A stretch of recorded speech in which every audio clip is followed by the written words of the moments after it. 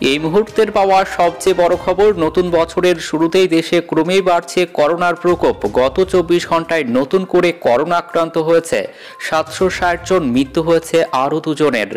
তো নতুন বছরের শুরুতেই ফের দেশ জুড়ে হুহু করে বাড়ছে করোনা আক্রান্তের সংখ্যা। তবে কি ফের লকডাউনের সম্ভাবনা? কি বলছে চিকিৎসক ও গবেষকরা? বিস্তারিত জানিয়ে দেব আজকের এই ভিডিওতে। তো অবশ্যই ভিডিওটি সম্পূর্ণ দেখবেন। ভিডিওটি ভালো লাগলে লাইক করবেন। আর এমনই প্রতিদিনের লেটেস্ট ট্রেন্ডিং খবরগুলি সবার আগে পাওয়ার জন্য আমাদের ইউটিউব চ্যানেলটি সাবস্ক্রাইব করুন। ভারতের স্বাস্থ্য মন্ত্রকের তরফ থেকে পাওয়া তথ্য অনুযায়ী একদিনে সারা ভারতে কোভিড আক্রান্তের সংখ্যা বেড়ে দাঁড়িয়েছে 760 জন। নতুন ভেরিয়েন্টে আক্রান্ত হয়ে মৃত্যু হয়েছে আরও 2 জনের। এখনও পর্যন্ত সারা ভারত জুড়ে সক্রিয় কোভিড আক্রান্তের রোগীর সংখ্যা 4423 জন।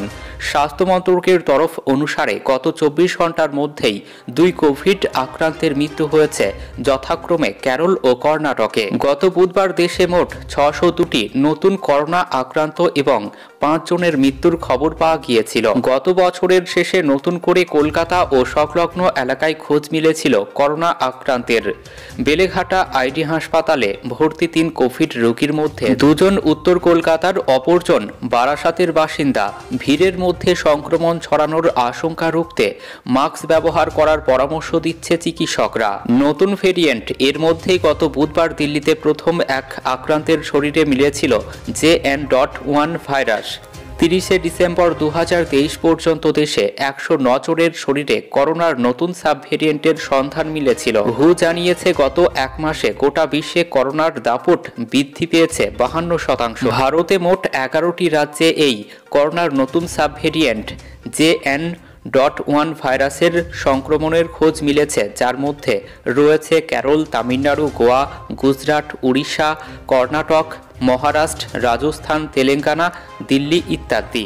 দেশের সামগ্রিক করোনা আক্রান্তের যা ছবি তা উদ্বেগের কারণ হতেই পারে। এর মধ্যে খোঁজ মিলেছে করোনার একটি নতুন সাব ভেরিয়েন্টের JN.1। এই সাব ভেরিয়েন্ট নিয়ে গবেষণা চলছে।